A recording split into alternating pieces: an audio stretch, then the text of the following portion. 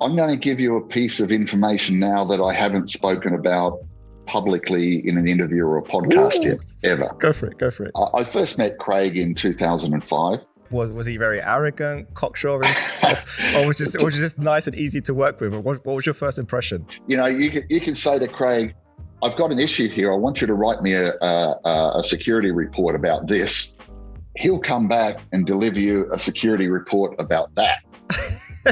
He definitely spoke to me about a thing called Bitcoin, and he definitely handed me a USB stick and said to me, mate, on this USB stick, there's a document I want you to read. How long did it take you to read that? He wanted me to read it there and then on the spot. I didn't. I obviously had other more important things to deal with at the time. Can you remember the title of it then? It was exactly the same title, but I can tell you it did not have Satoshi Nakamoto on it. Okay. You know, I introduced Craig in 2015 to Calvin. I was just going to lead to this, but I'm glad that you touched on it. So please tell me more about that. I called Calvin and I went, you ever heard of Bitcoin? And he went, yeah. Why do you ask? I said, no. I just want to tell you a story. Do you know who invented it? And he went, nah, but I think I remember some Japanese guy. And I said, well, I can tell you I know the guy who invented it, and he's not Japanese. He's actually Australian. So the conversation to make you CEO of TAAL, was that an extensive one? Was that one that you put yourself forward for? How did that come to be? Well, you see, I was the CEO of nChain for the first 2.5 years of its life. And then I moved into mining. And I moved into mining because I wanted to develop a source of funding that would support nChain's R&D activities outside of raising capital. So I set up a mining operation, and that's a funny story if you want to hear it. Yeah, please. I'm only limited by your time, by the way, Stefan, so I'm ready to rock and roll for as long as you want. I know you was doing something amazing before you jumped on this podcast. Just wonder if you're quick to rush back to it, but I've got time, so I want to hear your stories. You're actually taking my mind off of my hunger, so there you go. Okay, cool. I'm now 53 hours into not eating. Oh, congratulations! And I've got another 48 hours to go. Good man. So you can talk to me for the next 2 days if you want. Wicked. I'm planning my 7-day fast soon. I've done a 7-day fast before. Started off doing 3 days, then on a 4-day. My next one's a 7. Then I'm going to try and go for a 30. So I've done this before. I've come to this clinic before and done it. People say to me, how on earth can you last 5 or 6 days without food? Yeah. And I go, well, because I do a bit of intermittent fasting anyway. Yeah. Right. It helps clear my head. Once you get over the second night, absolutely, you don't even think about it. That's exactly what I say to people. Yeah. I think the greatest thing about it for people to take away is I think it switches you into being non-reactionary to your body, right? Our body's a chemical factory. It's telling us we're hungry, we're this, we're that. Well, it's all up here, my friend. Exactly. It's all in your head. Exactly. And then when you fast, you become a master of basically what your body's telling you to do. So good luck with that. Thank you. So funny story, mining. Tell me. Mining, yeah. So I'm sitting in my office in London, and I went, okay, I need to buy some ASIC miners. And, I'd been doing research for a while, and Bitmain was the place to go. I think I might know where this story ends, but I'll let you. Does it involve Roger by any chance? No. Okay. I can tell you another story about Roger. So I'm sitting there and I go, okay, the S9s were new machines back in those days, right? So I've looked up their website and got their telephone number, and I've called Bitmain in Beijing. And the girls answered the phone, and I said to her, look, I'd like to speak to your sales director or business development manager, whatever's available. She goes, no, you can't do that. I went, well, I need to place an order, and it's I'd like to speak to somebody. And she said, no. We don't take orders like that. You have to create an account on the website and can place an order. I went, but this is my first order, and it's a significant order. And she goes, no. You just have to do it through the website. That's the only way we interact with customers. I thought, that's a bit strange. So I've gone, fuck it. I've logged onto their website. I created an account, went through a whole process, and then I placed an order for $20 million worth of machines. And got to bear in mind, these machines were $250 each, right, at the time. Yeah. So within about, I'm going to say within 15 minutes. Got a phone call. Phone rings. So I've gone, hello, and gone, are you Stefan Matthews? Yes, I am. Who are you? I'm calling from Bitmain in Beijing. Did you just place an order on the website? I said, yes, I did. So this is a very big order. We don't normally process orders of this size on the website. I said, you might want to go and have a chat to your receptionist. Brilliant. Yeah. Brilliant. So that's how my relationship with Bitmain kicked off. Okay. Reason why I said I might know where that story goes is because I think I did catch a tailwind of that maybe when it happened. News circulates. I think I caught Roger bitching and moaning to Jihan at an event about his order being late. And I think you guys bumped him down the list as to why his order was late. So I actually remember hearing about this. I don't know about that, but I can't imagine why Jihan would bump Roger anywhere on a list, because the two of them were so closely entwined, they might as well shared an apartment. Bloody hell. But that was my entry into mining. Then I obviously had expanded from there. And I got a phone call one day from Calvin, and he said, mate, now you're heavily into mining and you've got your mining set up as part of the nChain group. I want you to come and chat to me, because he said, I've got a very strong interest in doing some personal mining. So I let other people run the nChain stuff, and I went off and worked with Calvin, and I set up all of his CleanGeek mining from scratch. Wow. And of course, that became one of the largest mining operations on the planet. And of course, at that stage, I was not only working with Bitmain, I was working with Canaan, and I was working with MicroBT and others. So, mining became my life. And the interesting thing is, once I got involved in mining, a light bulb did go off on this one. I thought to myself, running a mining fleet is no different to running an online casino, or a land-based casino for that matter, because it's you're dealing with mathematical solutions and theoretical returns. And if you think about whether you're running an online casino or land-based casino on slot machines, what do you see in the movies? They've got control rooms, viewing the tables, watching for abnormalities that might occur that would indicate card counting, or someone shuffling a particular way, or loaded dice, or network problems, or pilfering, or fraud, or whatever. If you're running a mining operation, and you're not just a hobby miner, if you're running a commercial mining operation, you've got exactly the same considerations. So you sit there and you know what your theoretical returns are, and you know what your theoretical hash is. And if your theoretical hash isn't your actual hash, then there's something wrong. You've got a network issue. You've got a couple of dead ASIC boards, hashing cards. So, if you've got a miner that's got 3 cards in it and you've got 1 card dead, then you're only getting 2/3 of the hash out of that machine. So there's 1/3 of your theoretical hash gone. Because there hasn't been much innovation in relation to mining equipment. Where do you see the innovation coming from? It hasn't been much innovation, or are you disappointed with the stagnation or innovation has been in mining? Or does it not really matter if everyone's basically at the same kind of level anyway? But it just seems like there's been a huge stagnation. I don't think it matters yet, Michael. I don't think it matters yet, but it will matter in the future because, at the moment we're still in that period where mining is around hash reward, block rewards.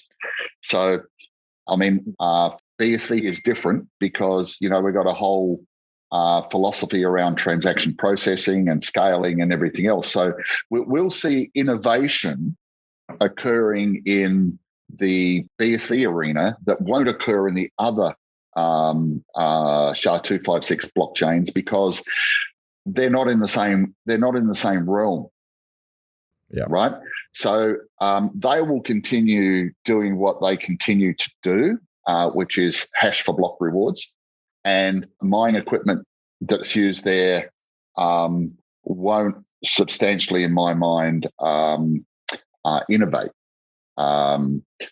In the transaction processing area, though, when you start to get into high scale transactions, we're going to have specialized nodes, specialized equipment, network appliances that perform very specialized functions. And that's going to be very, very exciting. How far away do you see that? I think we'll start to see evidence of it in the next 3 years. Okay. I mean, we're all already seeing things starting to occur in the TAAL world now. I mean, TAAL is mining consistently somewhere in the 40 to 48% of the blocks on the network on a daily basis. I mean, anyone with a block explorer can go and see that, and you'll see, sometimes we're a little higher, sometimes we're a little lower, but consistently we're in that range. And we're mining approximately 70 to 75% of the transactions on the network. So we are a destination for transaction processing. I got a report last night. We have a growing, I can't give you the number because it's not public information, but I was surprised at the growing number of contracts that we have for exclusive processing of transactions with third parties. And the number of contracts has doubled in the last month. Yeah. We're in talks with you guys on that kind of stuff as well, so I can imagine the kind of conversations that happen. The majority of the people that spoke and presented that are in the business of running apps and so forth at CoinGeek are obviously contracted to us, the majority. But, we've also got our layer zero token technology, STAS. Yes. And I put a set of handcuffs on that a while back because, it was a runaway technology that lots of developers wanted to work with and understand. And I went, whoa. We need to have a proper construct around how we work with people and what the commercial arrangements are. And I limited it to 9 beta development contracts. Now we're about to lift take the handcuffs off on that because we've got it. It's a maturing now, and I had the opportunity for the first time in my life to sit down and meet Stas nice personally. Guy. Yeah. And he's working on a number of advanced templates and so on and so forth. So I'm enormously optimistic about what that technology can bring to the BSV blockchain as well. But what I'm mindful of doing is ensuring that as many developers and organizations who want to have the ability to work with the token technology, what I want in return is the transaction processing piece. And that's that. But you asked me how I became CEO. Yeah.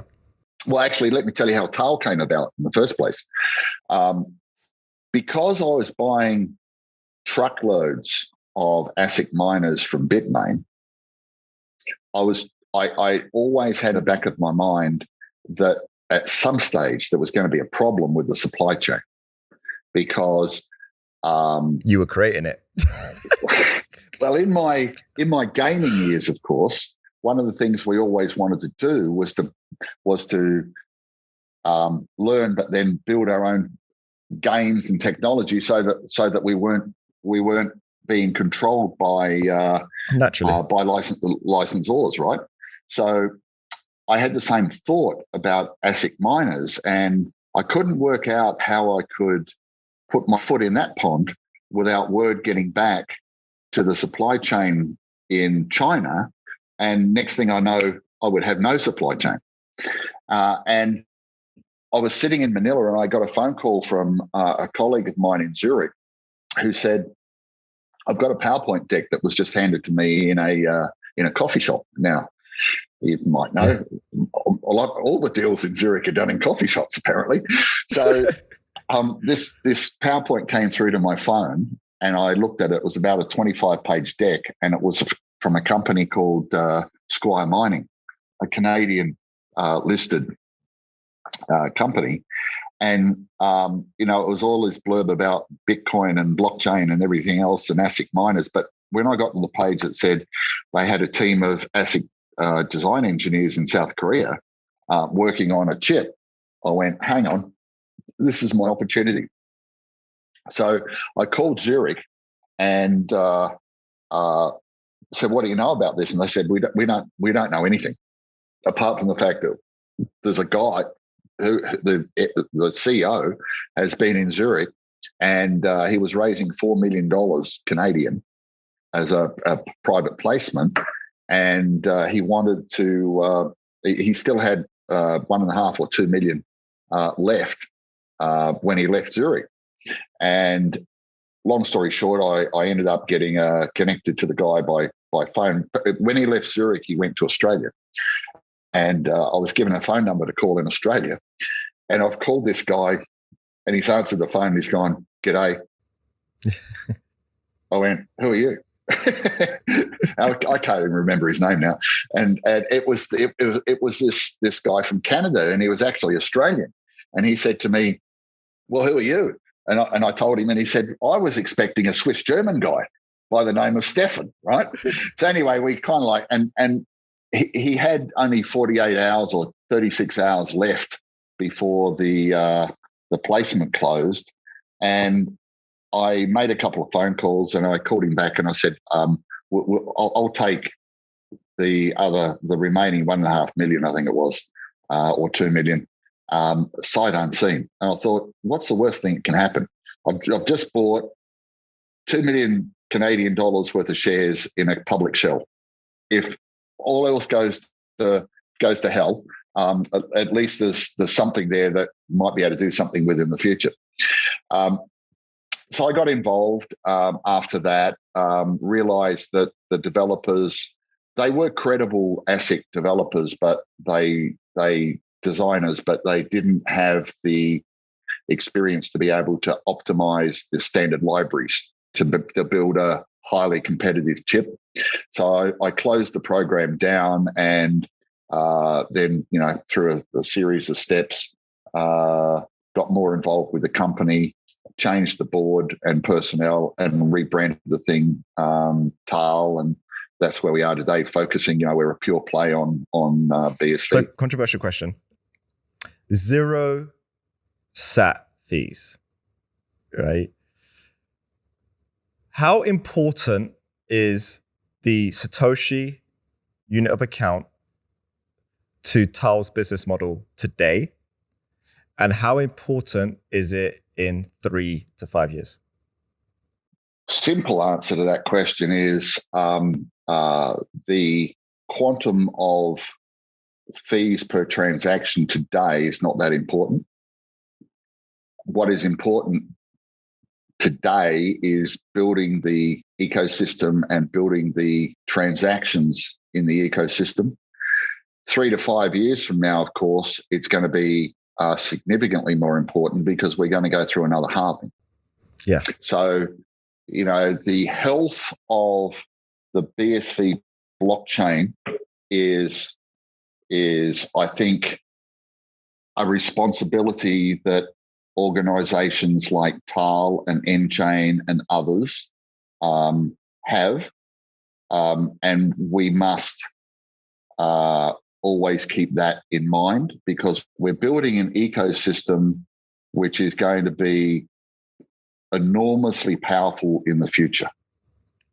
And that power, I think, is getting a lot of attention now. We've seen it with CoinGeek in Zurich. There's a lot of government interaction, which is great, right? Especially the fact that we are being now perceived as a place that can have mature discourse with opposing camps, right? I think that's really important for us to operate at a global scale and have enterprises and governments, et cetera, interacting with us. But I also think, and I think it's necessary, Stefan, and I actually threw this question to your team a couple of months ago, maybe a month and a half ago, when I was on a call with Jerry and two other individuals on your team. And I asked about zero fees and being invoiced for fees in fiat. I see it as a necessary thing right now, and we're going to utilize it. Gravity is going to be speaking to you. Bitstocks is going to be speaking to you about what we want to do, and that would involve us bartering with you over fees. So I do see it as a necessary thing. However, the other side of this is I see this as potentially being a political hedge, right? So if there's some pressure being applied from government, they say, look, we really like this Bitcoin stuff now. Thank you so much, TAAL, nChain, CoinGeek, and the actors in the space for educating us on this wonderful ledger technology that we call Bitcoin. But we don't want the token Bitcoin aspect anymore. That's too disruptive to us because we want if we're going to have one harmonious measurement of human production and value on the planet, it ain't going to be derived from some geezer called Satoshi Nakamoto, right? We, the government, and the central banks who are overlords are going to be taking care of that aspect. Is TAAL hedging for that reality, right? Because I feel like someone needs to hedge for that reality. And do you think that that is why people are freaking out today off the back of CoinGeek Zurich around zero fees undermining the economic foundations of Bitcoin? I don't think zero fees undermine the economic value of Bitcoin at all. I mean, I don't think it does in the short term right now, in the same way that me taking a photo of a Mona Lisa isn't undermining the value, right? It's increasing the value, so I'm getting it more exposure. You're thinking about mining in the way that mining has historically been conducted. If you think of mining as transaction processing, and TAAL is a transaction processing enterprise, and this is where fiat contracts come into play. If you think years from now, when there's billions of transactions and transaction processing businesses sign a contract for processing X amount of transactions of a particular type in a let's say it's a year period, and it's $1 million contract. That's a transaction processing business.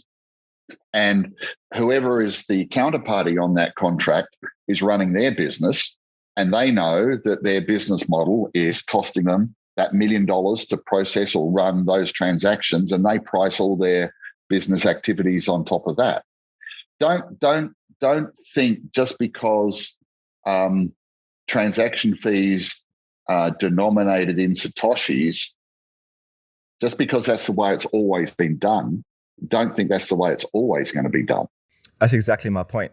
I think that's where we're heading. And I think no one wants to speak on this because it's very controversial if it's not adequately understood. Well, it is controversial because it's not understood. And I've had conversations with Craig about, I've had people say to me, Jerry said to me, you can't have transactions in a block with zero fees. Now, I speak to Craig about that, and he says, I think every miner should have some transactions in a block at zero fees. And I agree on that. I completely agree on that. Yeah. However, it lays down a precedent that I just want to make my position on this very clear. I'm actually going to be requesting zero fee transactions from you guys, right? So I'm not saying that this isn't something good. It is good. Michael, I'm going to say something to you. Many, many moons ago, when I was a young man, I worked with a guy in California who was a very shrewd businessman. His name was John Tedesco. And he said to me, never give anything away without getting something in return. It doesn't matter what it is. the principle is you concede on something, there needs to be some reciprocal something in the transaction. So, I'm a businessman. So, my responsibility is to guide TAAL through the process of it becoming a very big business and a very influential business. I really understand that, and I'm super pro of that myself. I'm doing that with Gravity Bitstocks with what we're doing, right? It's my responsibility to my business, who we've got here, who's involved in the business, and what the responsibilities of our customers are, and our responsibility to our customers. Now, the other aspect of me is the humanitarian standpoint. And I say, okay, this Bitcoin thing really got me lit up for all the reasons that we've articulated, but it really got me lit up that we would potentially have the most harmonious way to measure production, human beings, time, energy on the planet. And I never saw that as a short-term thing. This is a 20-year thing, right? Where I think Bitcoin as a measurement and a means of transferring value and being the means of transferring value, it's got a real horse in a race over the next 15, 20 years. We just use the native token. But that might not be the case because I don't think there's going to be a protector or defender of the native token anymore. I think the native token maybe arguably in 5 years might not be as required as it is today. And it could be an argument that it can be removed and no longer utilized. And we will just have fiat payments and the ledger will be updated because business must continue, right? The ledger's important. Well, you're starting to go into the area of completely changing the way the network works. And we've seen what happens when people go down that path. It breaks the whole economic model. But I don't think we need to worry about that too much at this point in time. I think what we need to focus on is, how do we collectively, those that work in this sector, develop utility on a platform. Yeah. And if we do that, many of these other sideline conversations will find solutions to them, or they'll evolve however they're meant to evolve. But I do want to say something about transaction processing. Go for it. We all saw the demo that Steve Shatters did in last week in Zurich. And, I don't know if you're aware, but Steve didn't have the conviction to do a demo of 100,000 transactions a second on stage. He thought, the gremlins might push him a little too far and it might come unstuck. But he several times privately off his laptop did a demo where he cracked 100,000 transactions a second last week. Now, wow. I can tell you right now that the additional ASIC hashing requirement on the Bitcoin SV network to process that is no more than what it currently runs. So, theoretically, we could process 100,000 transactions a second on BSV blockchain for less than 1%, in fact, for less than 0.5% of the energy that's consumed by BTC right now, where they process, 7 or 9 transactions per second. That's a huge point. That's a huge point, especially conversation that happening today. That is a complete head spin. But, the reality is, will that be the case when we get to 100,000 transactions a second? Well, the answer to that will be, it will depend on what the price of the BSV token is.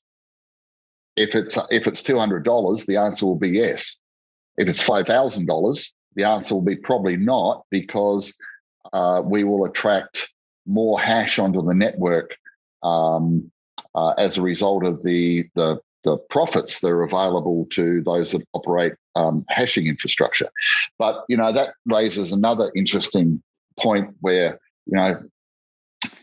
questionable minds have said to me a couple of times over the years, Stefan, you know how to get BSV price up? No? Enlighten me. Put more hash on the network. I mean, how do you figure that? They go, because if you put more hash on the network, if you buy more machines and put them on the network, the price will go up. I go, no, you don't understand the economics of it at all. Yeah. If you put more hash on the network, the price will go down, right? Because, actually more miners will leave the network. The answer to attract investment in the infrastructure side of the network is to have profit there, which comes from the price of the coin. Now, that price of the coin, this goes back to your transaction question. The price of the coin being related to attracting hash only exists in the block reward system. Yeah.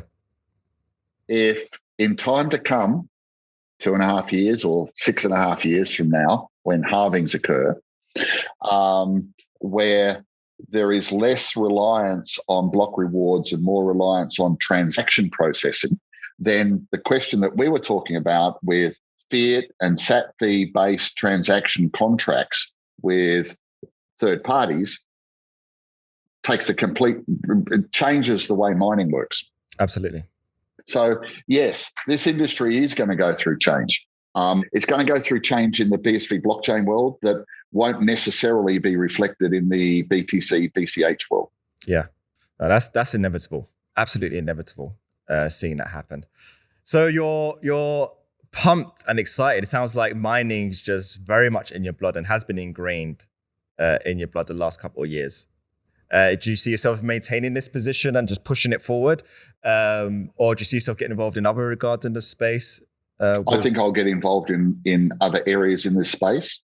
I founded nChain in 2015. I worked as CEO and on the nChain board. I still sit on the nChain board, and I'm chairman of the nChain group. And I sit on the board of the association, and I found that actually quite interesting. It gives me a different insight yet again to issues in the space.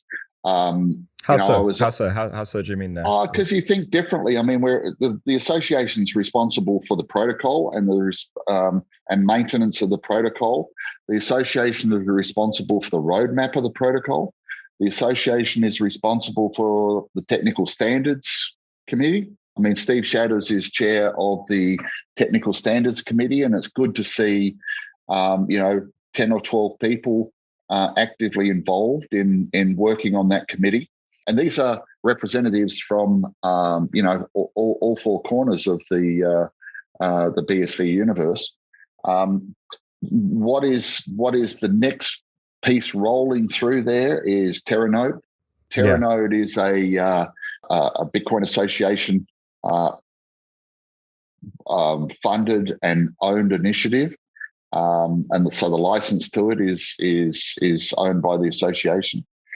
Teranode is a little bit different though, because it's got a number of building blocks, and any one of those building blocks can be taken out and substituted with another. So a miner, for example, TAAL, we could implement Teranode, and we will be, and I can tell you that TAAL will be working very closely with the association in taking Steve's sandbox implementation into the testnet arena and then into the live arena. But every node or mining operator will need to run their own instance of Teranode. But we plan on hitting that up right up front. I mean, I had discussions with Steve about TAAL building its implementation of Teranode on testnet, and we'll be doing that in fairly short order. We need to, obviously that takes infrastructure and human resource, because there's going to be different people that we need to do that. And then we'll have a smaller version sitting on mainnet at some stage, hopefully in the not too distant future, just listening, not doing anything majorly until we're ready to implement that sort of scale. I'd love to do an orchestrated Teranode test on testnet on TAAL infrastructure to show that we could process 1 million transactions a second. How far off do you reckon that would be? I don't know. I'm setting a goal. I mean, Steve and I got to that point over 2 bottles of red wine last Friday. So you can imagine how sensible the conversation was. But the bottom line was he was confident that there's no major issues to step from 100,000 to 1 million apart from scaling the infrastructure. Now, having said that, he was pretty quick to point out that as we scale the infrastructure and step up through that line of transactions, that we might hit a couple of points where we need to do some work and then take it a little bit further. But he said there's a possibility it might scale without incident to 1 million. And then again, he was very confident that if there were small issues along the way, that they were not insurmountable and that it would be achievable. So, the challenges that Craig threw down to Steve when he was on stage on Thursday or whatever it was. A 20-minute pitch, giving him 2 years worth of work. Yeah. That didn't phase Shatters at all. Yeah. It might have taken a couple of deep breaths, but it didn't phase him. So, yeah, I want to work with the association on that. And then, of course, my role with TAAL, I am the chairman of a public company. I stepped into the CEO role for a reason in October last year. I committed to the board and the majority of our shareholders at the time that I would do this for a minimum period of 2 years.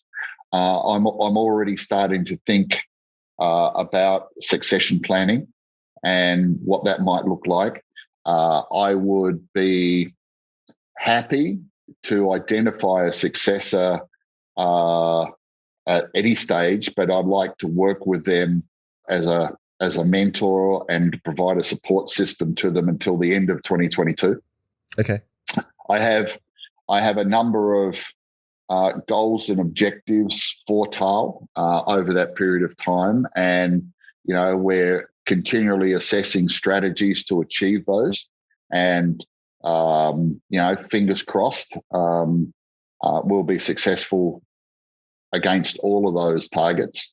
We certainly have been so far. I mean, I set a goal in October around a capital raise, and we far exceeded that, oversubscribed. We set a goal around rebuilding our hashing infrastructure, and we've overachieved against that goal. I set a minimum goal of mining 30% of the blocks on the network. Well, I told you earlier that we've been consistently mining in the 40s. We've got more equipment that's been ordered that will be delivered late this year. So that'll go online December, January.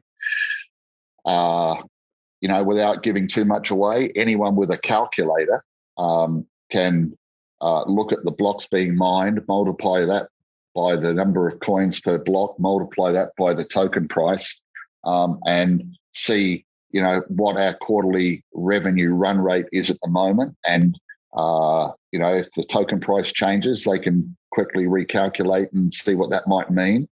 But as far as our budget, our goals and objectives, we're traveling very nicely against all those at the moment. This might seem a very obvious question, but then maybe not until you ask it.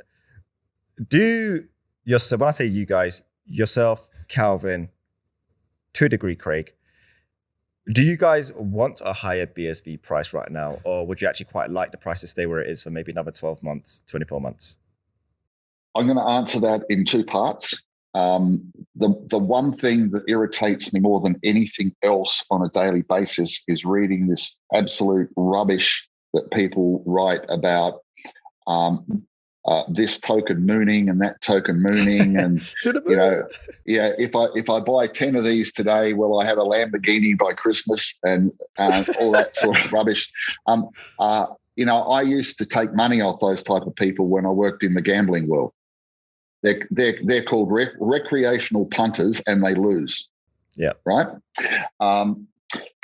Would I like to see a higher price?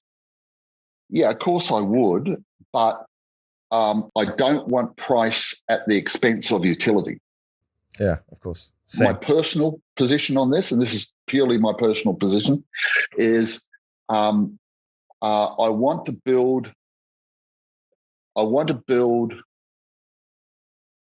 an ecosystem that is based on sustainable value and utility.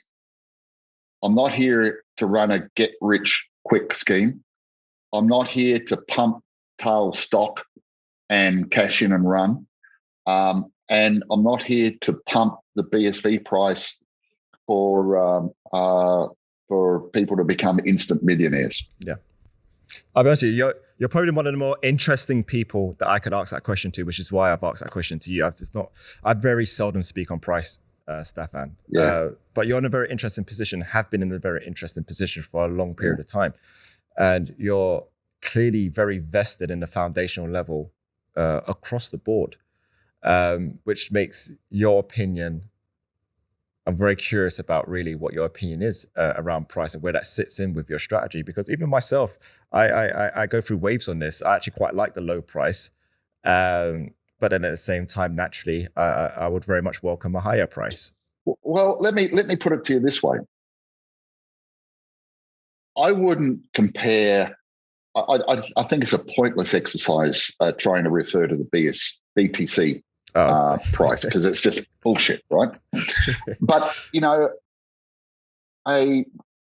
a relevant comparator would be Ethereum, and that is because Ethereum came about because it was considered that BTC couldn't do smart contracts. It wasn't Turing complete, and it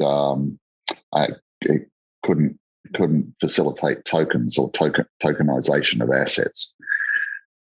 So Ethereum was built on something different. It was built on a technology premise that was a bit different to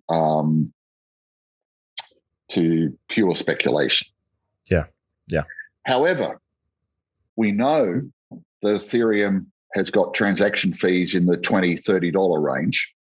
I've had not one, but dozens of